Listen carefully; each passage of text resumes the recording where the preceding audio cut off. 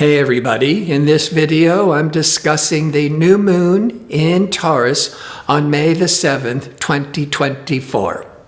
Taurus is very grounding, it's an earth sign, it likes routine, it likes everything to be steady.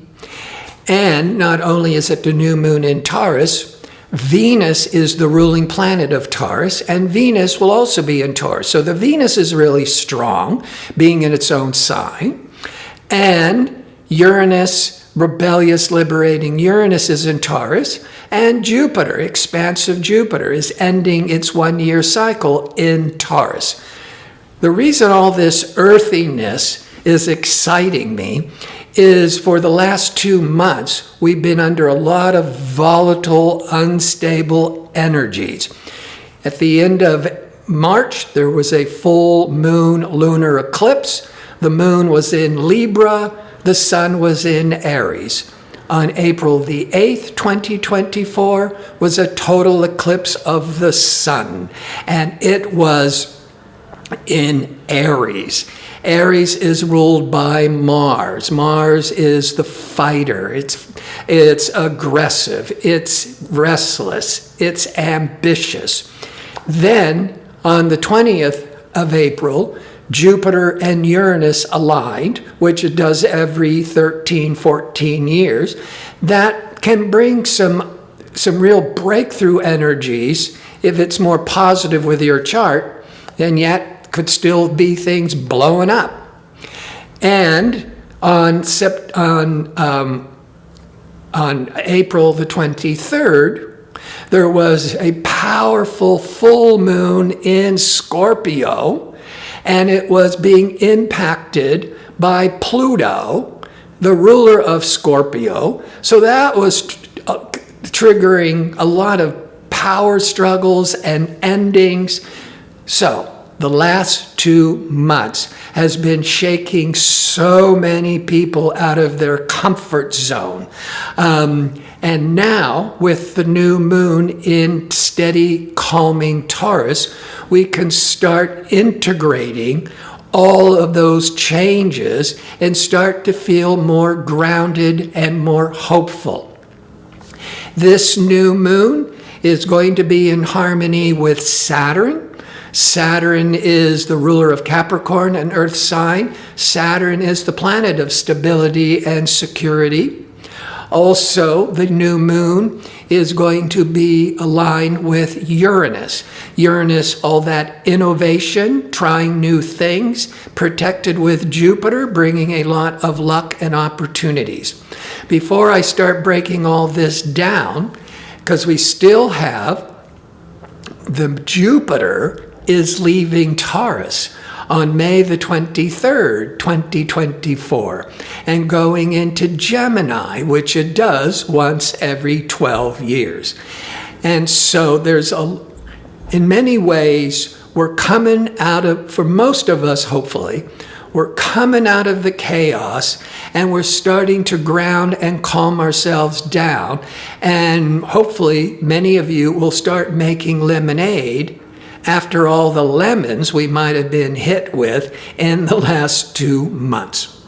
Before I start breaking all this down and how it might apply to you, if you enjoy these kinds of videos and would like to see more of them, click like and subscribe. And don't forget to click on the notification bell so you can receive the latest postings. And if you go into the description box underneath the video, you'll find direct links to book an astrology reading or sign up for my free daily message. All right, back to this grounding, stabilizing new moon in Taurus. Let's start with, there's three aspects here, influences to the new moon. And it's all good. The new moon is at 18 degrees of Taurus. There's 30 degrees in a sign. On that day, Saturn, pragmatic, grounding, security-oriented, business-minded Saturn, will be at 17 degrees of Pisces. So from 17 Pisces to 18 Taurus, It's an almost perfect 60-degree angle called a sextile. In astrology, a sextile gives positive opportunities. But you got to do the work. It's not being handed to you. But Saturn is very disciplined, very focused, very pragmatic. Saturn, planet of responsibility. The Saturn will help take advantage of all the opportunities to start incorporating and integrating everything that kind of like was thrown up into the air these last 2 months. And so, as I said, so now a lot of people can start taking, taking the lemons, turning it into lemonade. Saturn to Taurus. Taurus has a lot to do with finance and economics and a lot of financial security. And it's being supported and grounded by pragmatic Saturn, the business planet. So that's good. With all the chaos, now we can start grounding and feeling financially and emotionally more secure. That's number one. Uranus is the planet of innovation, rebellion, exciting new ventures, is at 22 degrees of Taurus, and the new moon is at 18 Taurus. So the Saturn, it has a 1 degree, it's even less than 1 degree of forming a tight 60-degree angle of positive opportunities. The new moon is 4 degrees away from Uranus. I know we're splitting hairs, but the Saturn is going to keep us more grounded, because that Uranus can sometimes also shake things up and be unpredictable. But the Saturn can help us be more useful, because that Uranus energy can now start being very inventive, progressive, getting us out of our old rut where we might have been battered with all this chaos and change. Now the Saturn is keeping grounded. 4 planets all in Taurus, will keep us grounded and focused. So now the positive side of Uranus is thinking out of the box, being open and courageous to try all new things. Maybe it's this realization is if there was a lot of chaos in your job, maybe it's time to think about quitting your job or starting your own business, which goes well under Uranus, because Uranus is very revolutionary, independent, and rebellious. The third positive influence is Jupiter in Taurus. Will be at 25 degrees of Taurus, and Neptune is at 29 degrees of Pisces. So it's also forming a sextile off 4 degrees. If you got anything under 5 degrees, that orb of influence is really strong and tight. Jupiter is expansive, it's optimistic. When it's in a sextile to Neptune, Neptune is the dream, the vision. Jupiter and Neptune can start to be really idealistic and hopeful. So you can see there's what's been going on for the last 2 months has been chaotic at best. And what's coming up starting on May the 7th over those next 4 weeks with the, which is the next new moon, is we're going to start to get into Taurus, into our routine, steady, grounding, feeling more secure. Now, Mercury, decision-making Mercury, had been in Aries since the early part of March.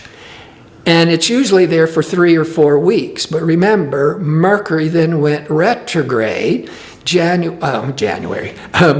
April the 1st to April the 25th.